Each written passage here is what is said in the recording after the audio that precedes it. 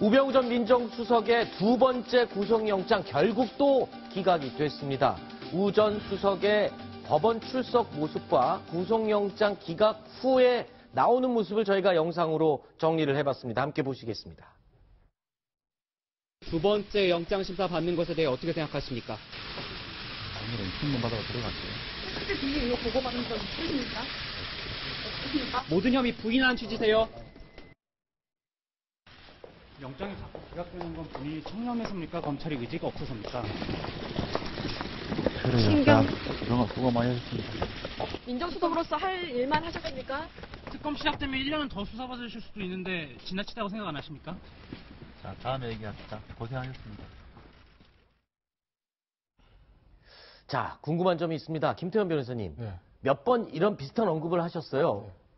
우병우 전 민정수석에 대해서 구속영장이 나오기가 네. 굉장히 다툼의 여지가 많다. 네. 좀 논란의 여지가 있다. 여러 번 말씀하셨는데 네. 결국에는 그래서일까요? 기각이 됐습니다. 이유가 뭡니까? 자백 결정적으로. 하나 해도 되나요? 그러니까 제가 네. 항상 그랬을 거예요. 그러니까 예. 사석에서도 그렇고 이제 방송에서 그 말씀을 드렸는데 저는 이번에는 나올 줄 알았어요. 아, 그래요? 왜 그랬냐면은 네. 이 검찰발 소식으로 그런 얘기 들리지 않았습니까? 네. 아직 우리가 보도되진 않았지만 이제까지 나온 것과 뭔가 다른 것이 있어. 네. 라는 얘기를 이제 검찰발 소식이 흘러나왔어요. 그랬었죠. 저는 그래서 그것이 뭔가 굉장히 좀 중요한 새로운 혐의가 아닐까라고 생각해서 이번엔 영장이 발부되지 않을까 했는데 아니었던 거죠. 네.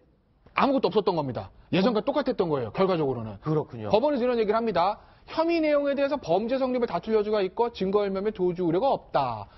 뭐 가장 중요한 건 저 앞단입니다. 혐의 내용에 대해서 범죄 성립을 다툴 여지가 있다. 저건 우병우 전 수석에 대해서 1차 영장이 기각할 때도 법원은 저것과 동일한 표현을 썼습니다. 그랬죠. 범죄 성립에 대해 다툼의 여지가 있다. 그건 네. 뭐냐면 결국 이제 우병우 전 수석에 대한 근본적인 문제인데 위치가 민정수석이었습니다. 그래서 내가 문제 있는 사람들 좀 이렇게 문제를 제기했어.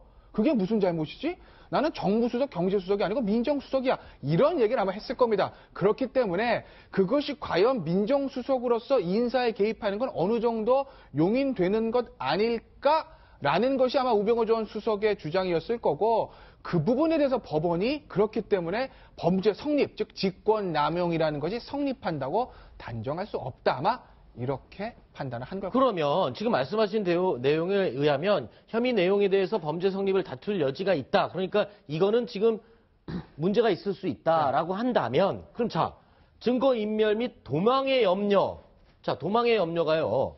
사실 청문회 때 출석 요구서를 여러 차례 보냈는데 네. 그거를 받지 않고 어디 있는지 소재 파악이 안 됐었어요. 자, 이게 결국엔 도망의 우려와 같은 의미로 해석이 되는 거 아닙니까? 글쎄 이건 제가 조금 무리한 얘기일 수 있는데 네. 이런 게 있어요. 그러니까 영장이 기각될 때 증거인멸의 우려가 도주 우려가 없습니다. 얘기합니다. 네. 발부될 때 증거인멸의 우려가 있고 도주 우려가 있습니다. 이렇게 얘기합니다. 네. 근데 이제 증거인멸의 우려나 도주 우려라는 건요. 일종의 이런 거 아세요? 얄리얄리얄라 정 얄라리얄라. 네, 청산별곡에 나오는. 그렇죠. 네. 고려가의 후렴구 아니겠습니까? 후렴구. 우리가 이제 국어 시간에 고려가 공부할 때 항상 후렴구가 붙는다고 하죠. 네. 이것도 그런 거라고 생각하시면 돼요. 아. 중요한 건 그 앞단에 있는 중대한 범죄가 소명되느냐다. 네. 중대한 범죄가 소명되는 경우에는 대부분 사실 이제 증거인멸의 우려나 도주 우려를 인정하게 되는 것이고 네. 크게 뭐 지명수배 상태에서 도망다니고 뭐 이런 거 아닌 이상 네. 그것이 소명이 안 됐기 때문에 그것이 소명이 안 된 상태에서 범죄가 성립하는지가 확실하지 않은데 청문회 좀 출석 안 했다고 도주 우려가 있으니까 구속? 그렇게 네. 못합니다. 그건 그렇군요. 중요한 게 아니에요. 앞단의 범죄 성립 여부가 중요한 거죠. 네. 예, 박영수 특검이 그 우병우에 대해서 그 영장이 재청구되면 100% 발부될 것이라고 이렇게 얘기를 했었는데요. 네. 이 사례에서도 확인되듯이 100%라는 말은 정말 함부로 써서는 안 됩니다. 그렇죠. 예. 그리고 이번에 이 영장 발부의 실패는 그 검찰에 상당한 부담을 줄 것 같습니다. 첫 번째, 안철수 후보가 이 건에 대해서 부실 수사 부분을 제기하면서 검찰총장의 사퇴를 요구했습니다. 네. 그러나 또 다른 한편 보수 진영에서는 결국은 이 우병우에 대한 수사가 일종의 정치적인 편향된 수사 아니냐, 네. 그것이 확인된 거 아니냐, 뭐 이렇게 지금 양쪽에서 다 검찰에 대해서 공격을 하고 있는 이런 지금 상황입니다. 그렇군요. 자, 우병우 전 민정수석의 영장이 기각이 된 날 고영태 씨가 체포가 되는 일이 있었습니다. 체포영장이 집행이 됐습니다. 그런데 이 체포영장이 집행되는 과정에 조금 논란의 여지가 있는 장면이 언론에 공개가 됐습니다. 집이 집 현관문을 뜯고 검찰이 영장 집행을 했는데 이 부분을 두고 지금 여기저기서 말이 많이 나오고 있어요. 자, 사진이 공개가 됐죠. 사진을 보겠습니다.